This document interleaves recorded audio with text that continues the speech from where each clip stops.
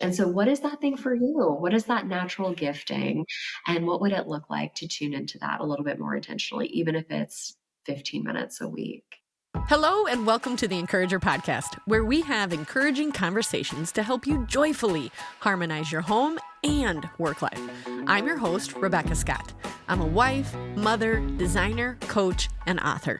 I'm here to help encourage and empower you to confidently make decisions that work for you and your stage of life, whatever that might be.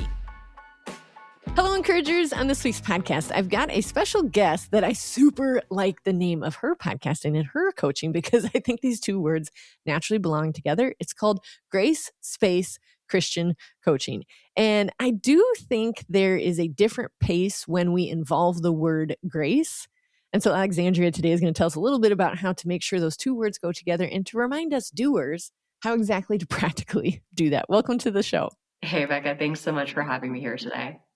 Well, it's been fun because we got to do a little podcast swap, as they call it. And so I got to be a guest on her podcast. And guess what, guys? Guess what we talked about? We talked about systems, big shocker. And we talked about 1% and 80%, my favorite percentages. Okay, so that being said, we have a group of decisive earth mover type of people. I get the giggles a little bit when I think of an earth mover. Are you familiar with what an earth mover looks like? Those big green pieces of equipment? Okay. When they roll over highways and when they're doing projects, I'm like, that is a mother. A mother is an earth mover. She knows how to get things done, and anybody that is in the way of getting the things done might fall to the wayside. But that makes me think sometimes that's not the way that we need to go. And so I have to remind myself too, okay, wait. How do I stop, pause, reflect, ask God, wait, am I supposed to be in this space right now? Am I supposed to be behaving like this? How do I take a deep breath out? So you use the phrase grace space instead of productivity, discipline, or optimization. What does creating that type of space look like? How do we do that? Yeah, we love all those other words too, don't we? Yes, we do. There's something to be said about grace space. So at the heart of it, what it means, what I would define it as, is creating room intentionally, because it doesn't just happen on accident in your life, to have grace space for the Holy Spirit to move and to speak. And that can be as simple as popping on a worship song. It could be taking a moment to just sit, to walk outside, to step into the sun and say, Lord, what would you have me know, do, or see today? Mm-hmm. It can look like taking time with a friend. And as much as we might want to interject in a conversation or offer perspective or advice or opinion, simply being and listening and leaving room and asking, Lord, what would you have me know? What would you have me speak to her? Where would you have me stay quiet? So it's really allowing the Lord and his calling on your life to do the leading instead of our own. And the other side of it, I would say grace space. I'll say we, but women can be typically hard on ourselves, see where we've, have fallen short instead of what well.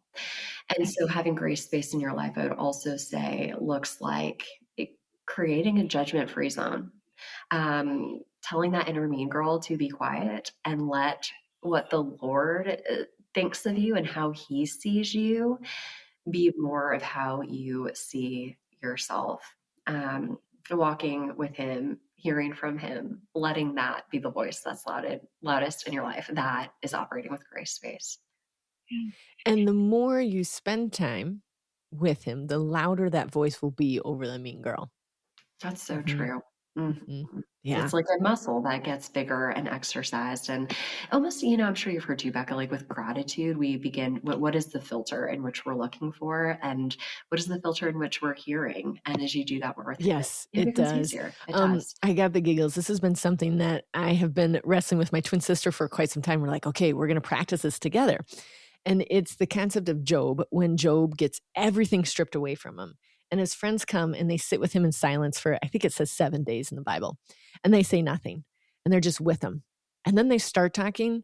And that's where things go downhill because they weren't supposed to say the things that they were misleading, right? And so what I've been trying to do, not for 7 days, because Lord Almighty, to be silent for 7 minutes, but when I'm listening to someone, trying not to interrupt, trying not to even give perspective, advice, or anything, just listen, just be.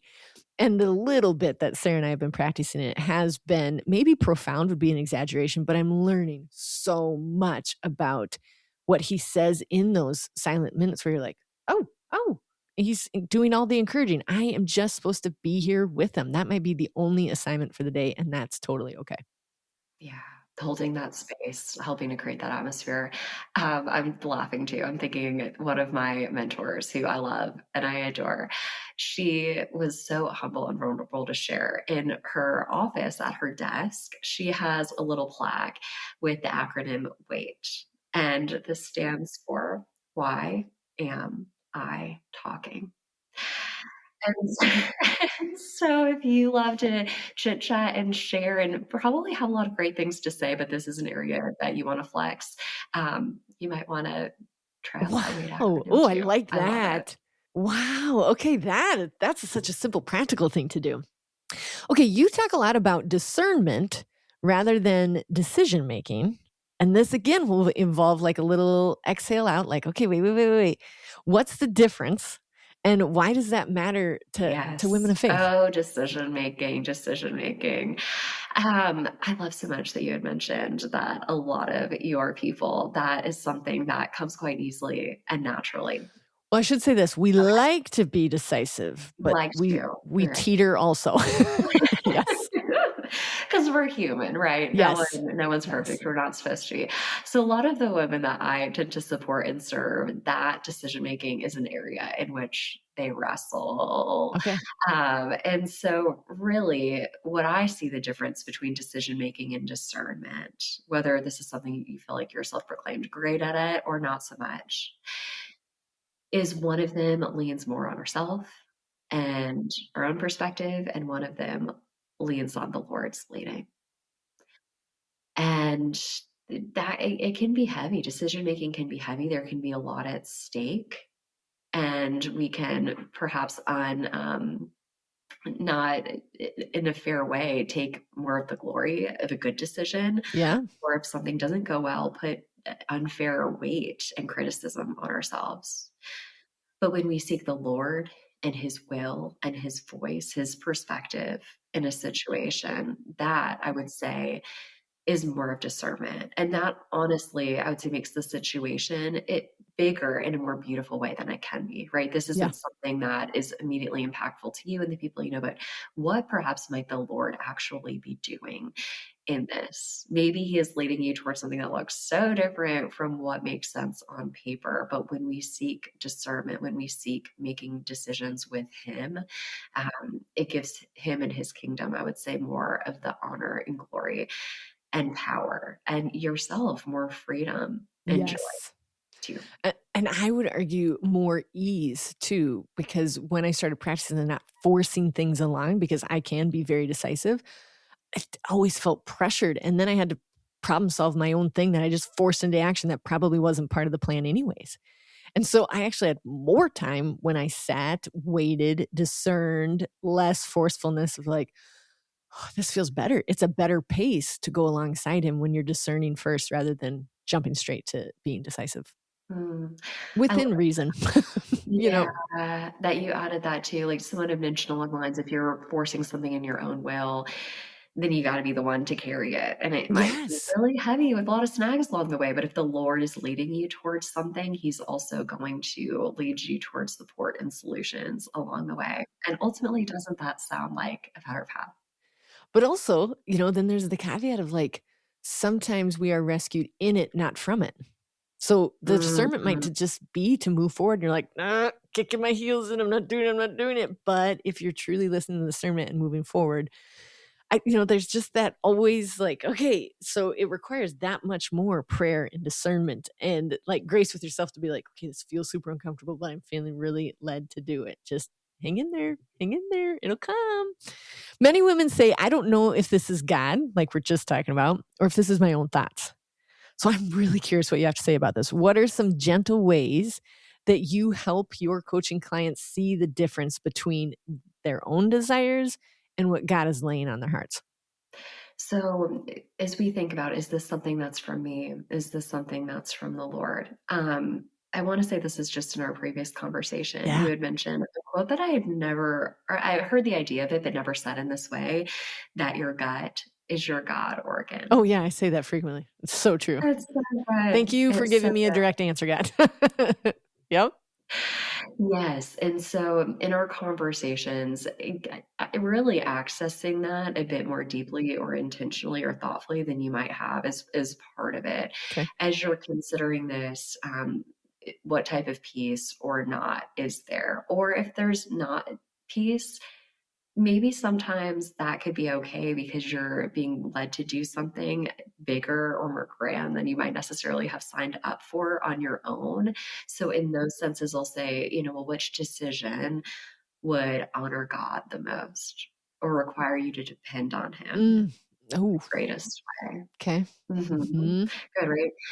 And then thinking about our decision, right? Going almost like going back a few layers. What might be some of the motives here? Are we making a decision based off fear or comfort or faith or conviction? So those are some other avenues, bless you, that will navigate too as we think about, is this something that I'm thinking of and wanting, or he is?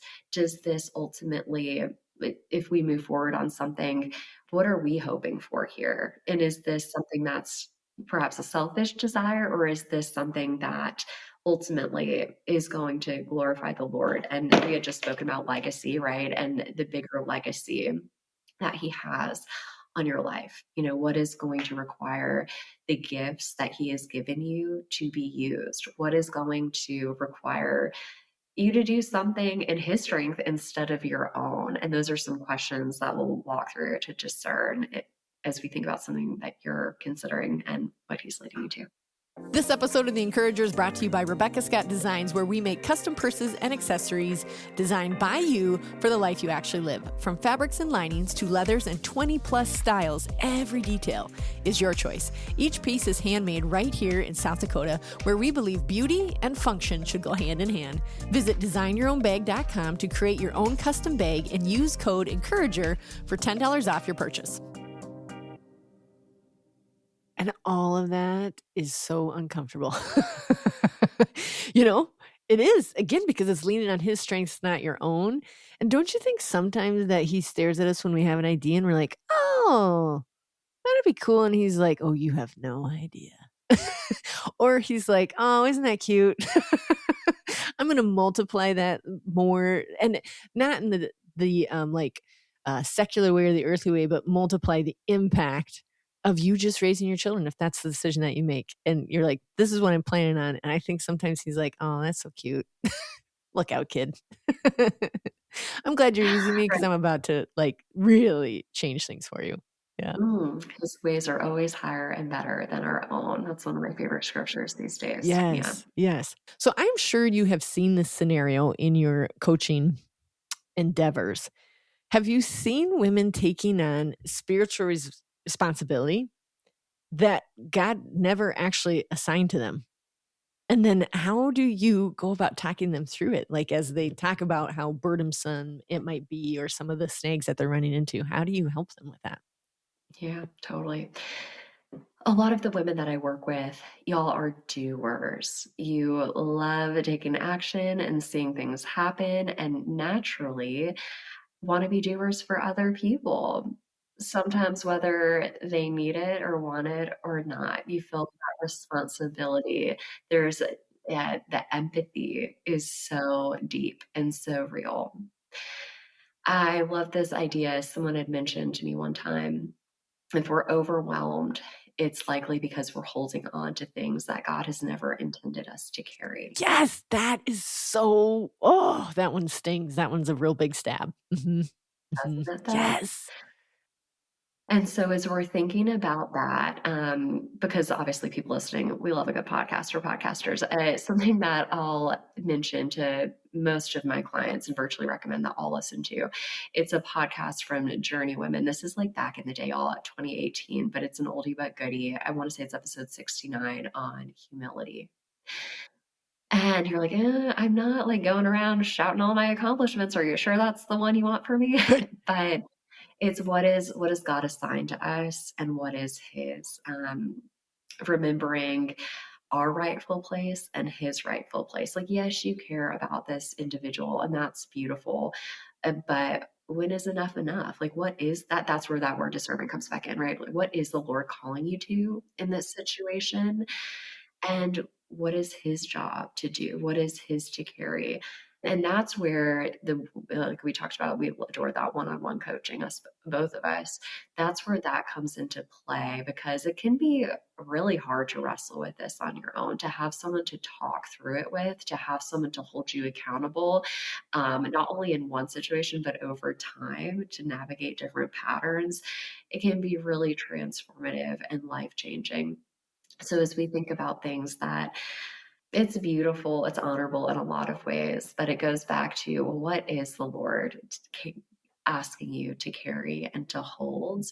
And what could it maybe look like to do that, but perhaps do it differently than you might have? Maybe it's simply like we talked about, it looks like to hold space for them to share. I just talked to the client yesterday. Maybe it looks like empathy, just I hear you, I see you. That is that. Maybe it's praying for them in a way that you haven't yet and going to the Lord, interceding on their behalf. Because, through coaching too, right?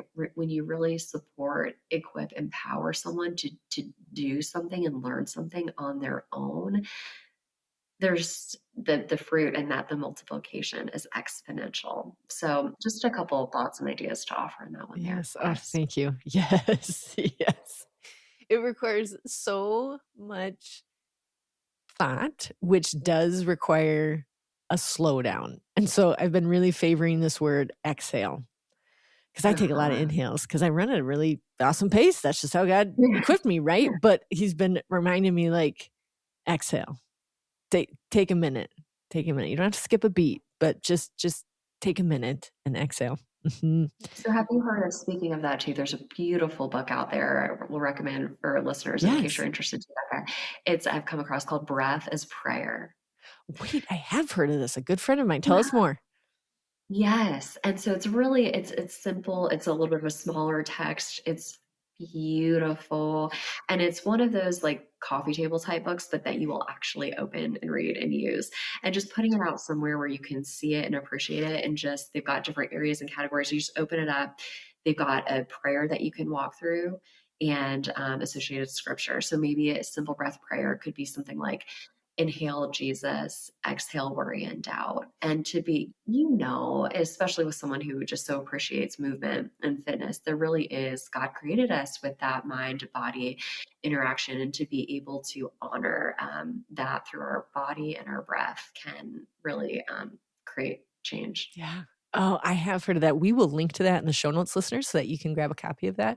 But it is just a sweet reminder, and it's a beautiful book. Like, the pictures in there, pictures or paintings. I just remember thinking, like, wow, this is really beautiful. And it's a good reminder when we are doers and shakers and movers, just for that 2 or 3 minutes to just exhale, say a prayer, Mhm. align again, go, okay, am I running in the right direction? Or do I need to turn around? You help women reconnect with who they are and who they are called to be. Do you have some practical ways that you help women start to do that if they just feel like they're just running all these roles, but they've forgotten who, like, they themselves were created to be, as we, like, fulfill motherhood, and we fulfill being a wife, and we fulfill being a volunteer, and we fulfill being a business worker? How do you help them hone in on who God created them uniquely, and starting from there, then moving into their roles? Yeah, I love this. So I'll speak to three different ways briefly.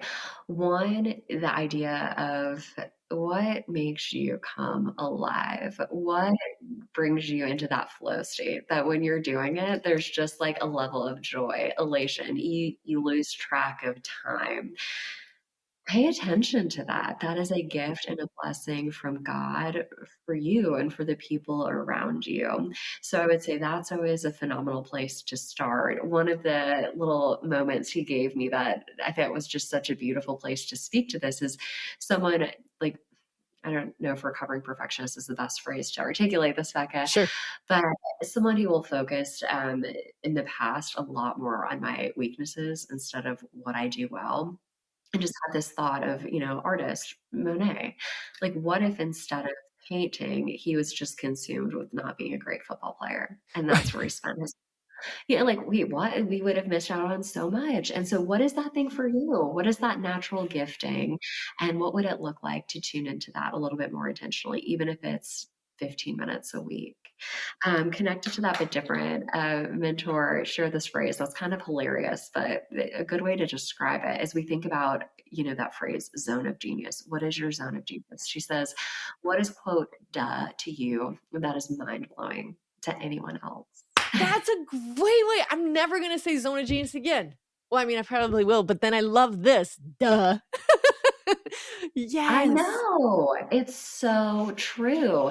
And that can be a really neat way to tap into like, oh, what might he be calling me to amplify in my life for his good Yes. and his glory? And I will say on the flip side of that, for some of us, awareness can be a challenge. And because it's so close to you, you're like, well, isn't that easy for everyone? Yes. And what I'll offer clients is, and you can come up with something like this on your own if you'd like, but is a 360 worksheet questionnaire. So Okay. before going to coaching, Becca, I spent about 10 years in the corporate space. I have a master's in HR development. And so we do a lot of talent development work in past life.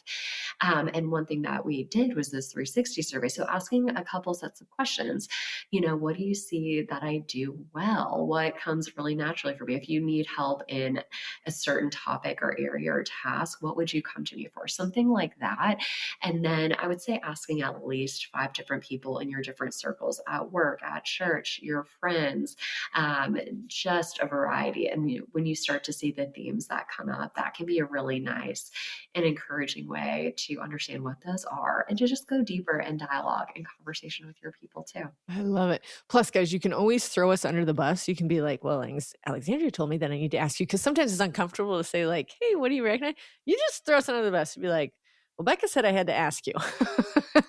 And it is like a little breath of fresh air, especially when you are in the depths of running your roles and just trying to get to the next day. If you can, one of our family mantras is zoom out. If you can zoom out and ask these questions to your loved ones, like, when do you recognize my face light up? You can get out of it a little bit, like just get a little bit more perspective. It's so fun.